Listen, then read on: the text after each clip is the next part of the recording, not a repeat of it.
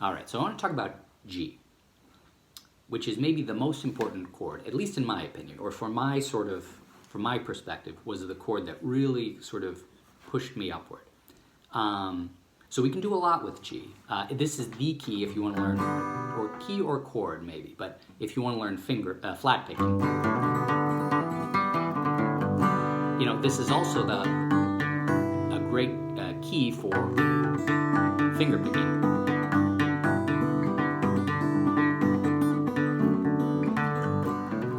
Right, so this is the key, the chord maybe, that we want to really work on a lot of different techniques. For all of these techniques, you know, that are very right-hand driven, that's sort of the chord you just kind of use to really work on your right hand.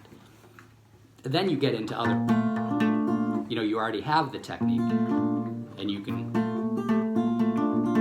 apply it to different keys. But I'd say spending a lot of time with G will really push you upward. So where do we want to start? Well, we'll get into the kind of the finger picking, flat picking, all that in a minute. But let's start with some sort of basic stuff first. So how do we hold it?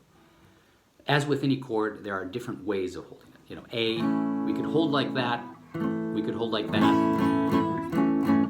Both the same chord. We could also do different voicings. You know, every chord has different ways of being held. The G, some people will hold like that. Some people will hold like that. And these people often have strong opinions about the right way to hold it. But really, there is no right way. One difference, though, you'll see is some people put a finger on the B string and the E. Right, if we leave this open, it's a B. If we're on the 3rd fret, it's a D. That note is a D. So why does that work? Well, if we look at the chord, G, this note is a G, B, D, and another G.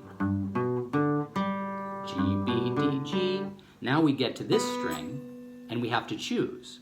Do we use, on this string, do we play the B or the D? Both notes are in the chord. B, D, B, D. We can't play both because it's on the same string, so we have to choose. So we could leave it open and have a B there, or we could put our finger there and then put the pinky next to it, and we have a D. But they're both a G major chord. If I'm finger picking, right, I'm moving back and forth between.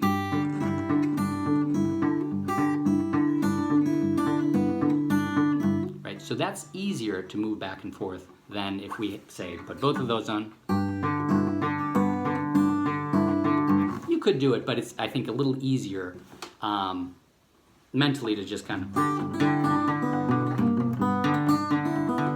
you know, to move the finger that way. If we wanted to strum, then it doesn't really matter, and then we might make our decision more based on the sound.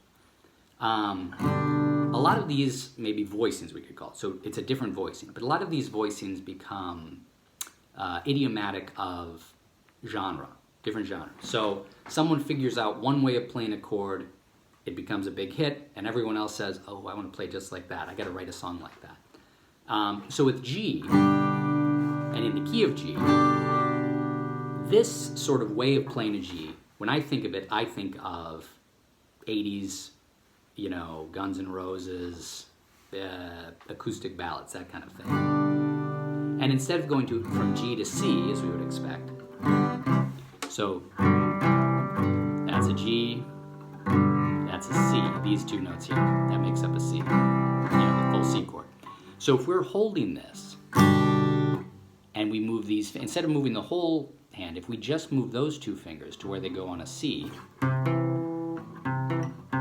but keep these fingers here, we get a C add 9, which has a nice sound. So G,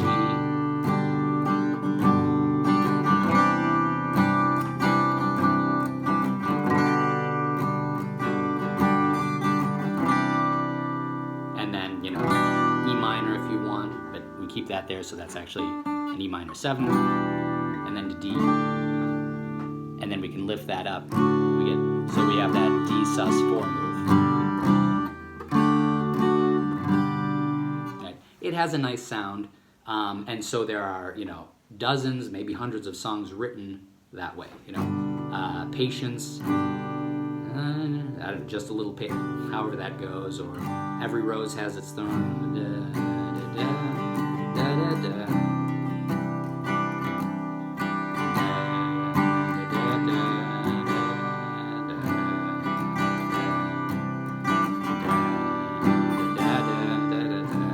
Something.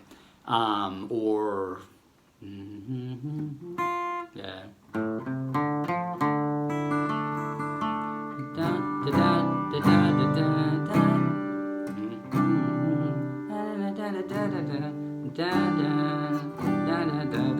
I don't know. However it goes. It's just those chords in some combination. Wanted Dead or Alive, Bon Jovi. I don't know. There's a million other bands, but that's. And one caveat on that actually is they're not really in G because they tune their guitar down. So take this E, E flat, A flat, D flat. Tune each string down. So now you play this shape because that's easy to play, but you actually hear an F sharp.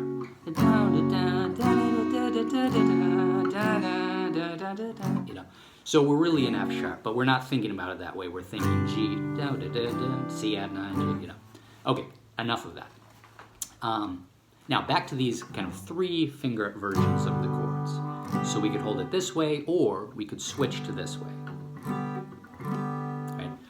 Why? If you play this, people will often offer up, well, you do that, you hold it this way, well, that's wrong. You're supposed to hold it this way. That's the right way. I do it this way, but that's the right way. There's no right way. But people will often say, well, you hold it this way, your G this way, because it's quicker. If you go to a C to a G, that's much quicker. So that's why you would do that. And maybe there's some truth to that. But if you're playing, once you get to a certain point, you need to be able to jump even big, quick chord movements, jumps, that kind of thing. So really the difference between that to that or that to that is it's not saving you much time. There is a reason why we would pick one over the other. And we'll get to that in a second. But first let's work with this shape. I think that's maybe the toughest thing to do that I'm going to talk about in a second. So let's go to flat picking first, actually. So we're going to hold it this way. No pinky, just our first 3 fingers like that. So flat picking is great fun. You can understand the concept in 30 seconds. And then it takes, like everything, you get the concept, oh, but I can't do it. Well, no, now you need the muscle memory. You need to just keep at it till it becomes rote. And then you get faster and faster and better and better. And then it's always kind of the same level of difficulty. You just get better at it, if that makes sense. Maybe not. So we'll think about strumming. We'll think about this kind of alternating bass, chord. So I'm plucking the E string, strumming. E string, maybe A string, with a strum in between each.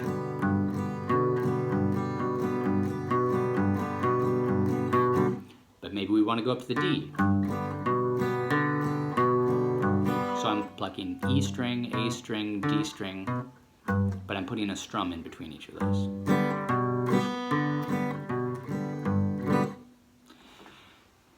All right. Now, it doesn't have to just be a down strum. It could be with a little up.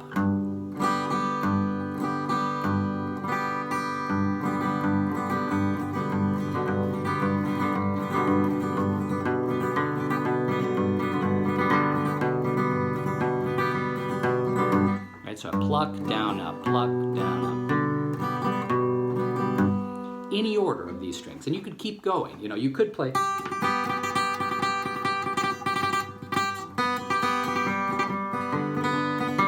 The problem with that is as you work up, you lose, if we pluck and then strum the strings below it, physically below it, once you get to the B or E string, you don't have any strings down here to strum. So you lose the sort of range of sound.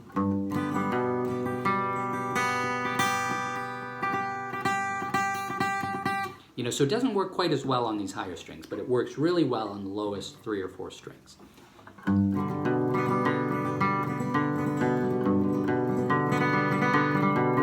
Okay, now the next level, so get comfortable with that. Now the next part is where the real interest comes in. So let's lift this finger up. So open A, back to the G. So I'm doing a hammer-on. I pluck once, and then I put my finger down. This takes a while. This takes a while to be able to hear both notes clearly. And the problem that people have when they try this, or any, you know, and maybe it's not in the context of flat picking. It could just be you're trying to do a little solo or something like that. You learn the pentatonic scale. Oh, this is great. Now we try a hammer-on. So we pluck once, and then we, like a hammer, put our finger down. And then you hear both. You hear both sounds, but you're not plucking twice. Because that has a certain sound. It's a little smoother to do a hammer-on. Because you're not getting two separate plucks. So what's the key to this? The problem that people have, and I would say when you're first starting this, try an open string to a fret. That's going to be the best way to start with this, because it's hard to keep that finger where it is and hammer that one down. So I just start open, maybe second fret. Here's the problem. When you go in too slowly, you mute the string before you get it pushed down to the fret.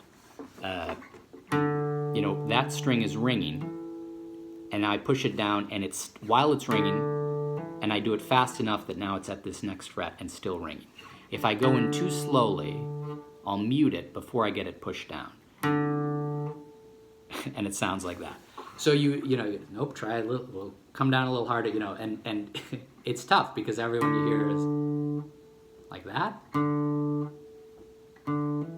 You know, but you want a nice,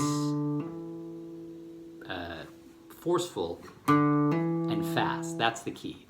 Also, when you say, now make sure you go down fast, what people do is they try to do it immediately. So you can wait. You can pluck, wait a second, but once you commit to going down, it has to be quick. It has to be, you can't give the string time to mute before you get it pushed down. Also, the further back you go, you might run into some trouble. You know, you want a little closer to the fret there.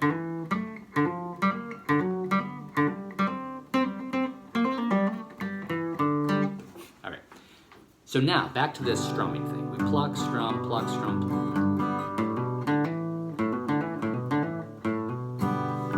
So, make sure you can hammer on each of these, maybe at the second fret. The string that people have the most trouble with is the A. And there's a reason for that. Well, forget that. I'll get back to that in a second. So what we're going to do is pluck, strum, pluck, strum.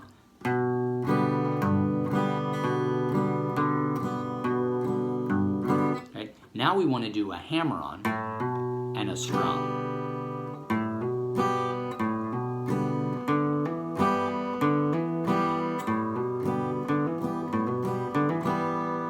So pluck, hammer on.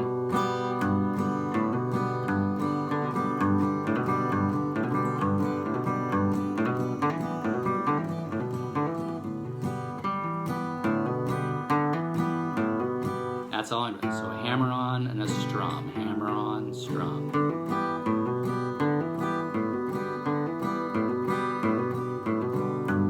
And sometimes you just do the pluck, strum, hammer on.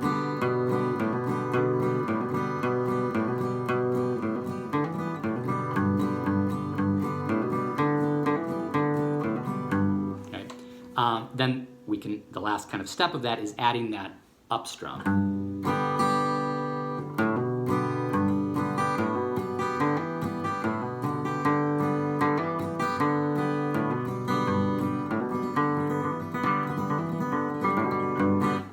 So then you're just making things up, playing around, back and forth. Sometimes you do just a pluck and a strum, some pluck and a strum and an up strum, hammer on and a strum down, hammer on, down, up.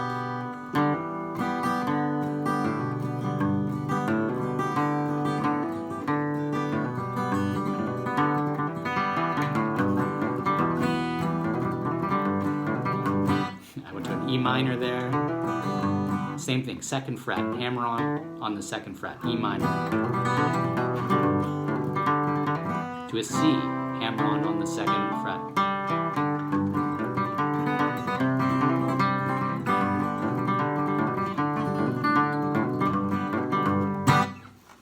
Okay, so it takes a long time to get, it's a timing thing. So you want to be able to do it slowly. Also, the closer you are to the saddle or the bridge, by the way, the wooden piece here is the bridge. The white piece here is the saddle. But, often we go by the bridge, and you might mean the saddle. Anyway, so the closer you get to here, the better it's going to sound. There's so many notes going on, and if you're up here, they sort of run together because the notes sustain for longer when you strum here. So it gets really muddy really quickly. But if you come down here, the note decays a lot more quickly. So it's more of a bump, more of an explosion of sound and then a quick decay. And so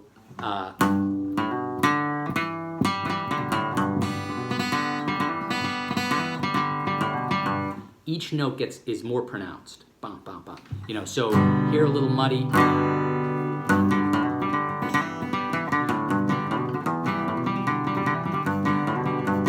So I would try kind of creeping your way back to the bridge. Some of these old timers you see will actually have their arm back here. That's sort of a country way of holding. If you see these old shows and they don't have a guitar strap, they're just holding the guitar. But then that becomes uncool, and then if you're Green Day or something, you say, we're not going to do that. We're going to hold our guitar down at our knee and then play. You say, oh, why? Is that easier? No, it just looks cooler, So you just have to get used to playing however, which is very odd. I mean, I don't know, how much we need to fit in the crowd. Wait, everyone holds their guitar up here. I need to do it too, And, well, why? I don't know, just it's cooler that way, So, but anyway, I would say picking, get back here, flat picking, hammer on. This A string is going to be tough at first because what you'll find is, I don't know how I can illustrate this, but here we go. So right now that A is, I'm pushing down and it lowers, it's not gonna be, so I push the string down and you see that it lowers down a little bit as I put my finger on it. So these are both nice and clear. When I lift this up, that string comes up a little bit. And if my form is such that I don't have much clearance under my middle finger, it'll be clear, and I lift it up and then my finger's muting it. Clear, mute. So this is, I'd say, the biggest problem people have, or one of the biggest problems people have when they start this kind of flat picking is you say, okay, let's do a hammer onto the A string. And they say, okay, why does it sound like that all of a sudden, So my solution to that is when I'm playing a G, I move this finger, because we don't have any strings on the other side, so I just move my finger way over here, instead of being right on the fingertip there, which might look okay until you run into that problem. So I kind of overshoot my middle finger, and it keeps that clear. I don't ever remember making that decision, but I just got into flat picking, and then when you try to show someone else how to flat pick, they say, I have this problem, and you say, oh, I guess I put my finger up here. So much of guitar and technique and form is unconscious. You just play, that doesn't sound good, oh, that sounds better, and you unconsciously learn how to do things. And then someone else has trouble, and you say, I guess I'm doing it a little differently. But you never make, or often don't make the decision to do these things to improve your form or your technique or modify it. It just happens. Okay, so enough flat picking. That's flat picking. I don't want to say simple concept, but fairly straightforward concept. Pluck, strum, hammer on, strum.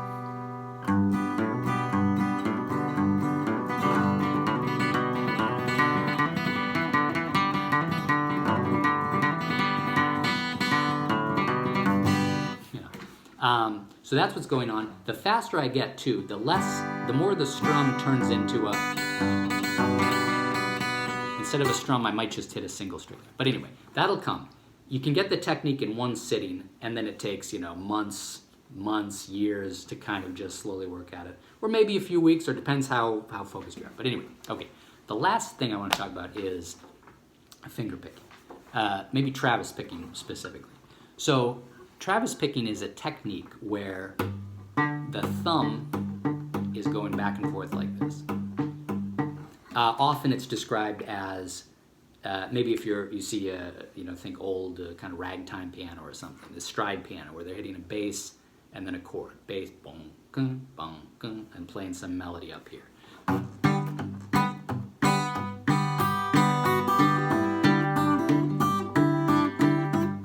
Right, so that's what we have going on. We have the bass and the chord, or maybe a drum set is doing that, and boom, da-dum, da-dum,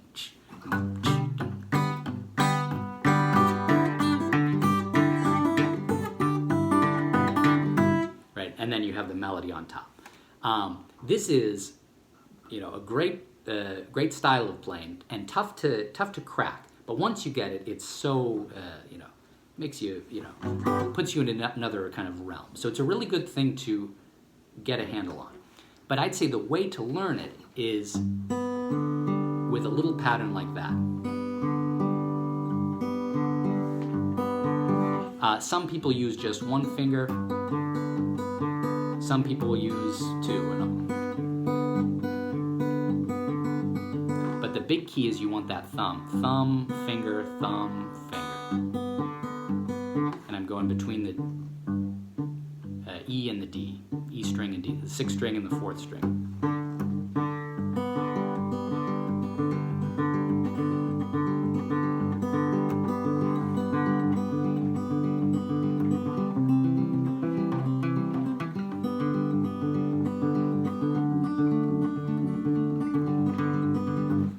So you want to do that enough that your finger can just do that just on autopilot. You don't even have to think about it. Then you might try doing that maybe on different strings. So keep your thumb on the same 2 strings and maybe move up to the 1st and 2nd string.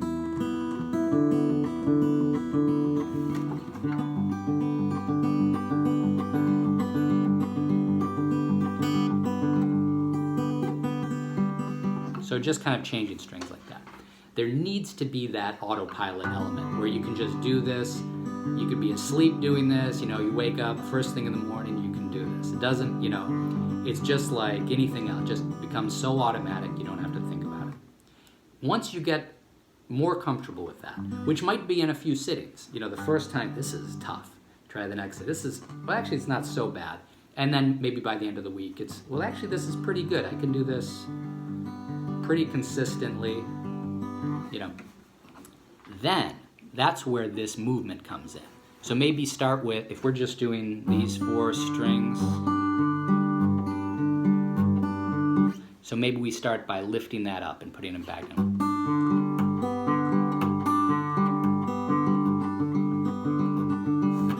So it's just this pattern, and we create some movement by moving that, adding and removing that finger.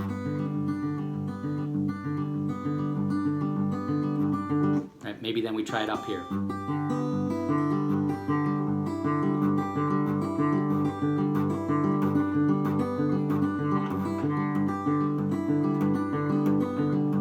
Right. Then, as that becomes a little easier, then we might try plucking.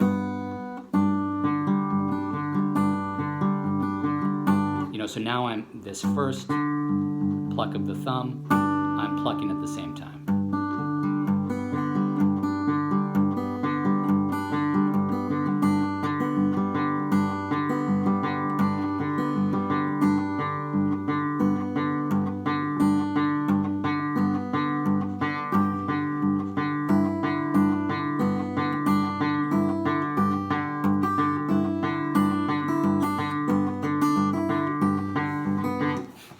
each little change of rhythm I'm doing might represent another 4 months, at some point in my past, where, this gets, hey, I can do this, hey, I can do this. This is pretty boring, actually. Whoops. Hey, wait a second, that sounded kind of neat. Oh.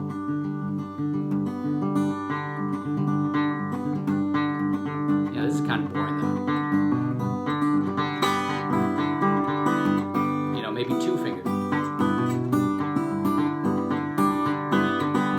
Right? But it's all just moving, 4 notes.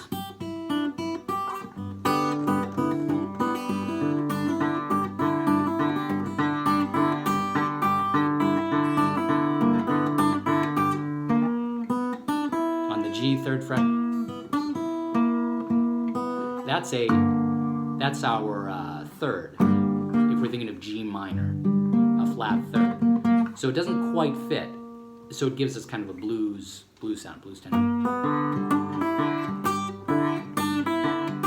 Guy Davis was the one I really, low battery. Guy Davis was the one that I really learned this from. Not by, direct teaching, but just listening to his songs and go, how is he doing that? And then I saw him at a club, and I just saw his thumb. I just looked at his right hand most of the show, and it just keeps going back and forth like this. And then I went home, and it wasn't working, and then and then, oh, that's great. I remember going to a bar chord, an A here, and being a little late on my finger. These little things are so formative. This is years and years ago. But this one thing, I remember the room I was in, the apartment I was at the time, and hearing that, and whoops. Hey, wait a second. And it was just an accident, and then you keep trying to recreate it.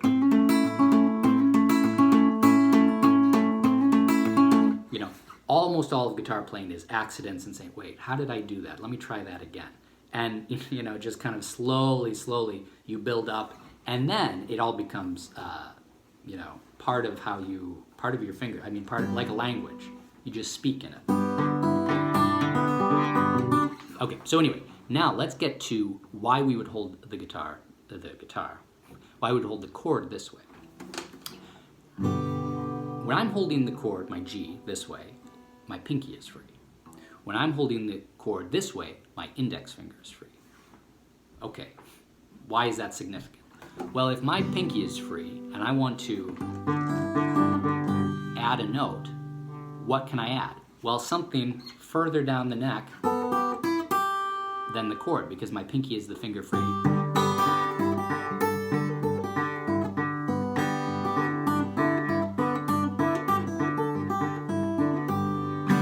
Okay? If I'm holding it this way, now the finger that is free is lower on the neck.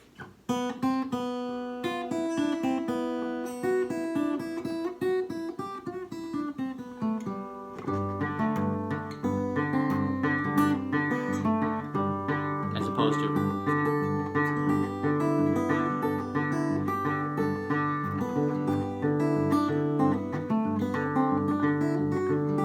Right? And I do a lot of that, of switching mid chord, G.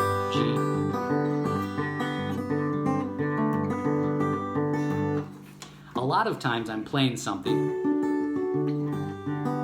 and I go from maybe a D to a G and I go, oh shoot, I want the other G. So then you have to wait till a good break and then a quick switch, So just being able to switch from one to the other is a really useful skill.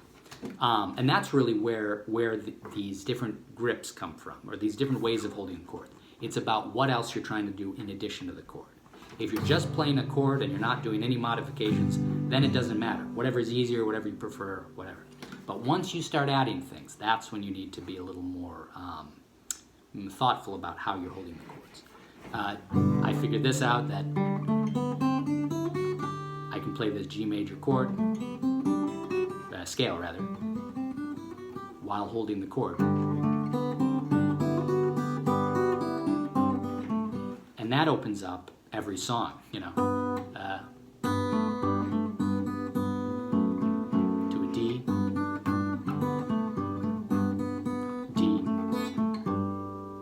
or I don't know, I can maybe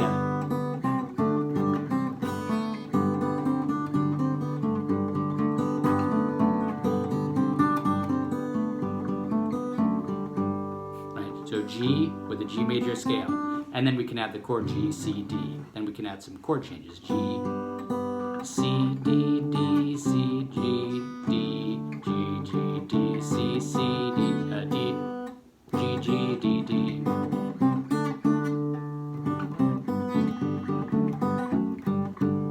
Right, so it's just the chord with the scale, and then you can play any, just about anything.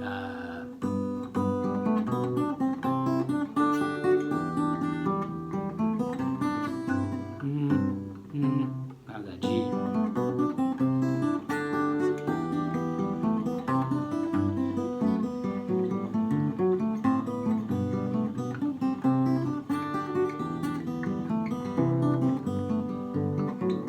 Yeah. G, C, D, with the sus4, just like Guns N' Roses. To the E minor, just like that, every rose. C, G, D. F sharp there for the D.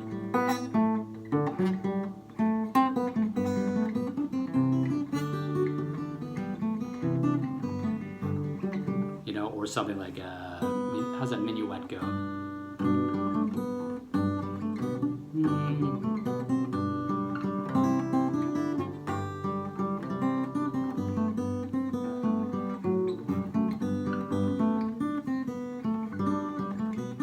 So on. So, but it's all coming from this G. And this was me years and years ago, playing G, playing this folky stuff, and then said, wait, a scale. And then realizing how everything is connected and putting it all together. And then just, every step you get then takes months, weeks, however much you're devoting your time towards it, of playing the same thing till it's boring. And then trying something else. Oh, and then that gets boring. Then next thing. But rather than just learning a song, just learning one song after another, learning technique based around chord is how you really get your chops up. That's an awful expression, but really how you improve. And then when you play a song, it's informed by, the chords are G, E minor, D, C, but I know a G, I can...